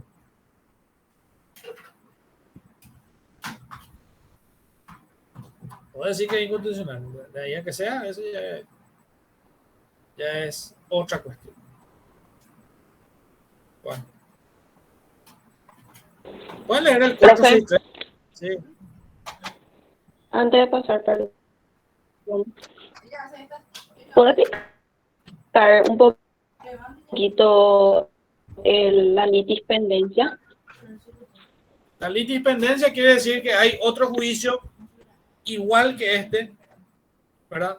Que todavía no se resolvió, pero que está más avanzado. Entonces, no hace falta iniciar nuevamente este juicio, sino que se siga nomás el otro juicio.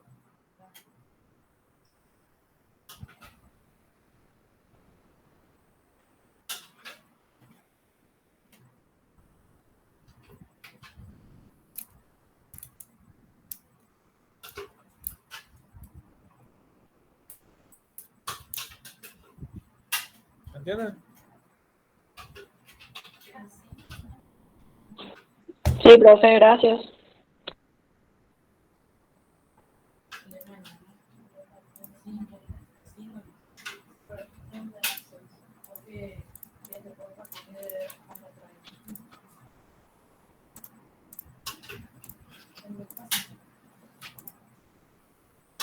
Bueno.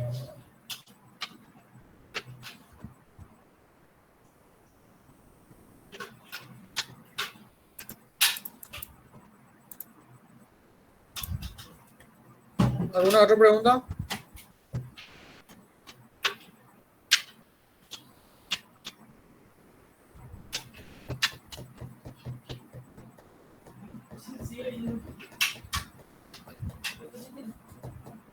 Ya está todo muy claro.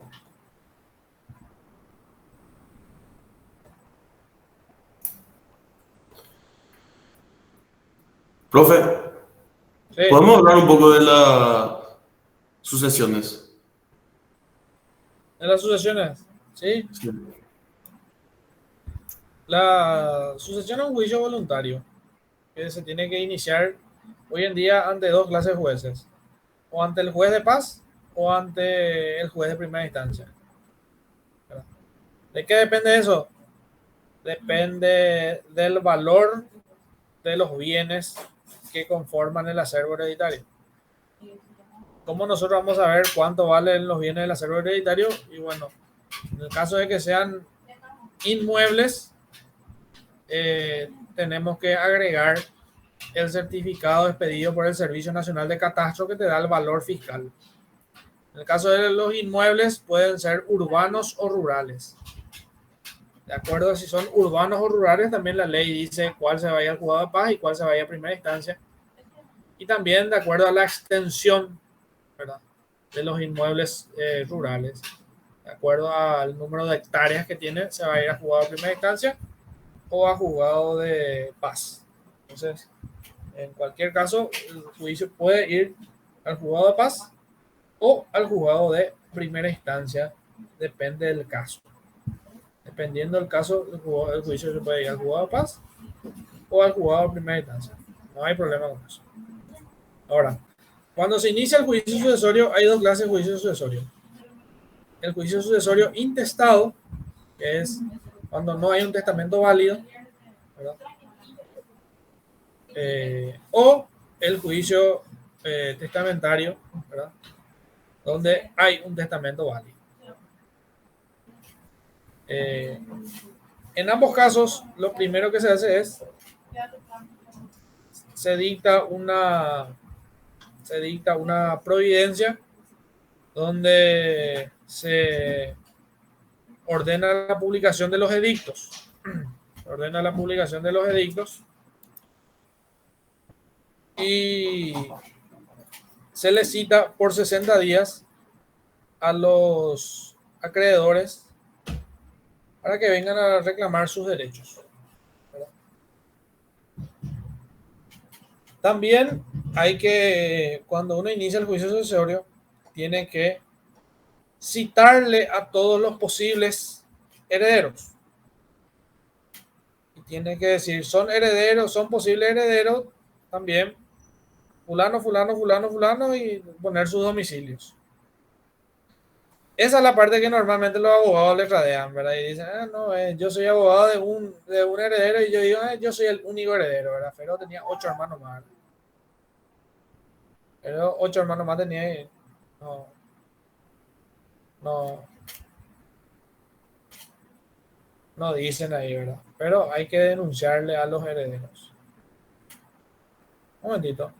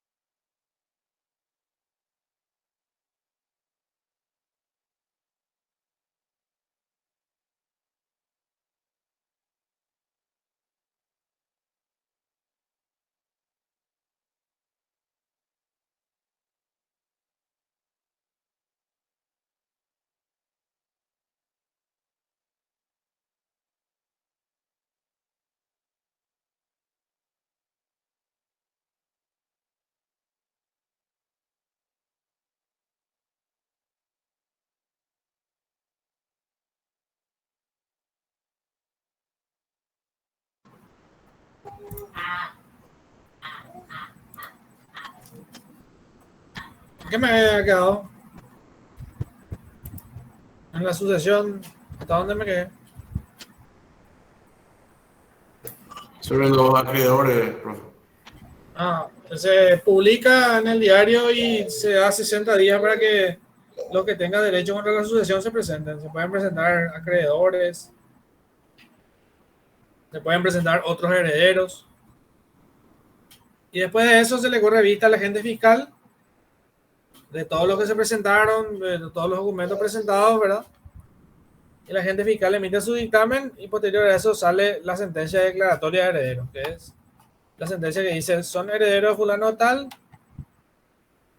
fulanito, menganito y ya está. Después de eso viene la etapa de administración de los bienes hereditarios, con todos los activos se tienen que pagar las deudas. Si es que hay deudas, hay que pagar las deudas. Después de pagar todas las deudas, si sobra algo, eso se divide entre los herederos. Que una vez que se haga la evaluación de todos los bienes, se tiene que pagar la tasa judicial por los bienes. Y ya posteriormente sale el certificado de adjudicación de cada una de las partes. Profe, ¿y la administración se elige entre los herederos nomás? No, puede ser también un tercero, pero normalmente son los herederos. Hay una regla ahí en el código de que primero que nada es el cónyuge, supuestamente. Primero que nada. Solamente si él no puede, van a ser otros.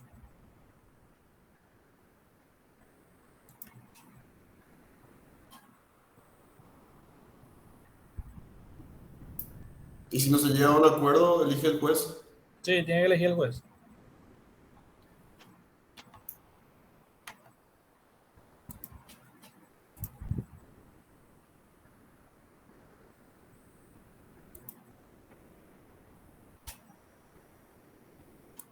Tiene que elegir el juez.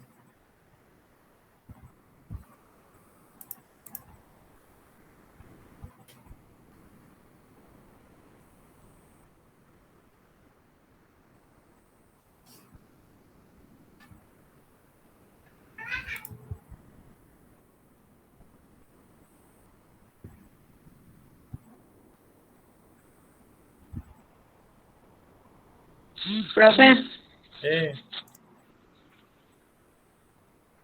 hice acá sobre el artículo 173, tengo todavía yo mi duda acá, ¿verdad?, del cómputo de caducidad. Pero tipo resumí y puse que si yo quiero que caduque mi instancia, tiene que haber ausencia en el plazo establecido por ley de 18 días para responder. Un ejemplo. ¿Está bien o no, profe? ¿Tiene que haber qué cosa?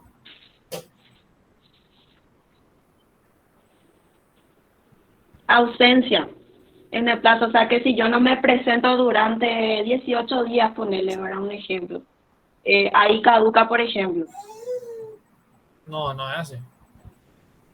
La caducidad No es es así. 6 meses. 6 meses. Sí. Si vos no te presentás cuando se te corre el traslado, ahí no hay caducidad. ¿Qué hay ahí? Decaimiento del derecho, lo que hay ahí. Porque a vos se te corrió el traslado, se te dio el derecho de defenderte, y si vos no te defendés, decae tu derecho. Pero no hay caducidad eso.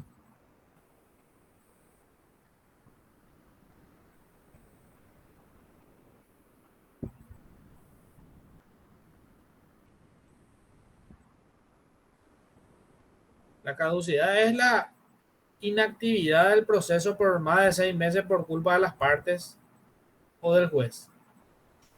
De actos que no hacen pasar el proceso de una etapa a otra.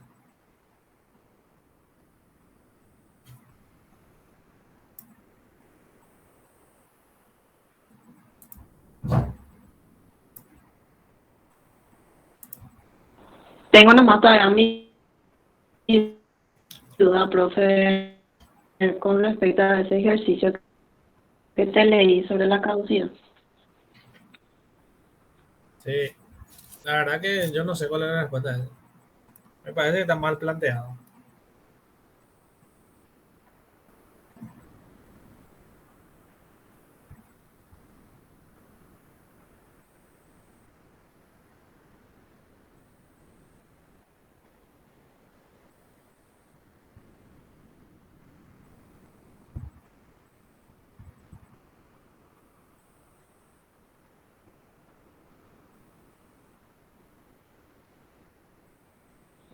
Porque dos artículos hablan sobre el cómputo de caducidad, doctor, Sí, ¿verdad? sí, el 172 y el 173.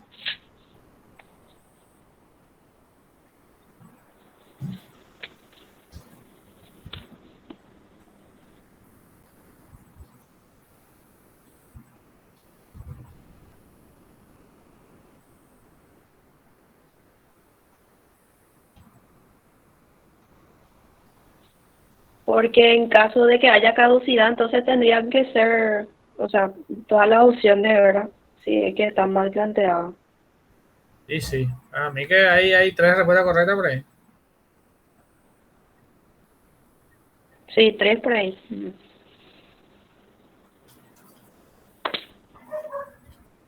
Solamente el de los feriados y el de enero es lo que está mal. Después están todos correctos.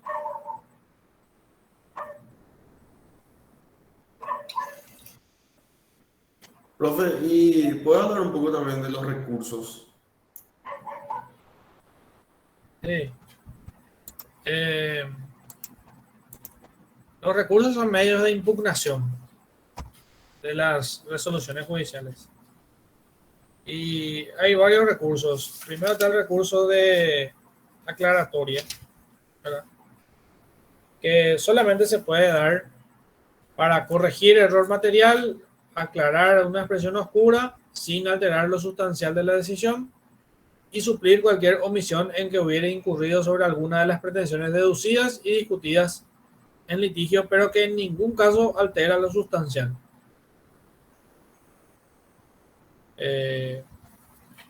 No obstante, se puede pedir aclaratoria.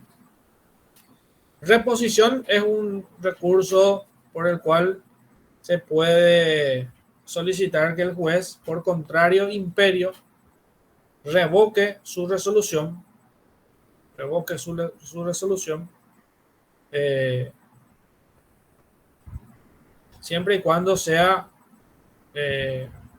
una providencia o un auto interlocutorio que no cause gravamen irreparable. Y va tanto la aclaratoria como la reposición se interpone ante el mismo juez o ante el mismo juez o tribunal y él mismo resuelve el revés. Después tenemos la apelación y la nulidad. El recurso de apelación es el medio de impugnación por el cual se busca la revocación de ¿cómo se llama? De las resoluciones que causen gravamen irreparable y de las sentencias definitivas. Ese es el recurso de apelación. De acuerdo a lo que sea, está el plazo. Si es resolución que causa gravamen irreparable, el plazo de 3 días para interponer. Si es sentencia definitiva, el plazo de 5 días para interponer. En el caso de la apelación, se interpone ante el juez o tribunal que dictó la resolución, pero se sustancia ante el superior jerárquico. O sea, no es el mismo juez el que te va a resolver otro. Te va a resolver un tribunal, alguien que está más arriba. En el recurso de apelación hay dos clases de efectos, con efecto suspensivo y sin efecto suspensivo, de acuerdo a si suspende o no los efectos del acto jurídico impugnado. Y el recurso de apelación también puede ser libremente o en relación. Es en relación cuando solamente en base a lo dicho en la instancia anterior se va a resolver por el superior jerárquico. Y el recurso es concedido libremente cuando se pueden volver a producir pruebas ante la instancia superior, lo cual no es muy común. Y después tenemos el recurso de nulidad, que es un recurso por el cual se solicita al juez la nulidad de las resoluciones judiciales que hayan violado la forma o las solemnidades legales. Bueno, recurso de nulidad. El recurso de nulidad se interpone indistinta, conjunta o separadamente con el recurso de apelación, pero si vos también vos pedís ahí que el juez declare la nulidad de la sentencia, no es nulidad del acto procesal, es nulidad de la sentencia. Y dentro de la nulidad de la sentencia hay otro que no es un recurso propiamente dicho, que es la acción autónoma de nulidad, que es un juicio aparte, donde un tercero reclama la nulidad de una sentencia porque le perjudica. Y después tenemos el recurso de queja, ¿verdad? Que también es un recurso que se interpone ante un juez o tribunal y se sustancia ante el superior, ¿verdad? También sucede eso en el recurso de queja. Y hay dos clases de queja. La queja por recurso denegado, cuando vos interpusiste un recurso y no te dieron. Y la queja por retardo de justicia, que es cuando ya pasó todo el tiempo, le urgiste 1, 2, 3 veces y nunca te resuelve. Y entonces hacer la queja por retardo de justicia para que resuelva, ¿verdad? Entonces el superior jerárquico va a decir, ¿procede o no el recurso de queja? Sí procede, y le intima a que dicte la resolución que corresponda en el plazo previsto en la resolución. Es el recurso de queja. Hay dos entonces. El de recurso denegado y el de retardo de justicia. Eso es.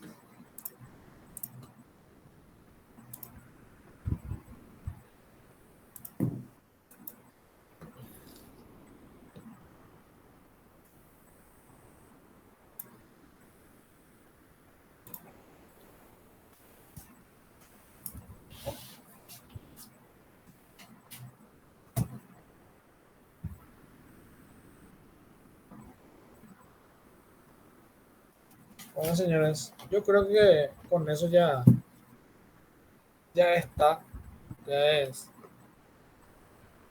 Ya es suficiente y ya están preparados como para ir a rendir mañana.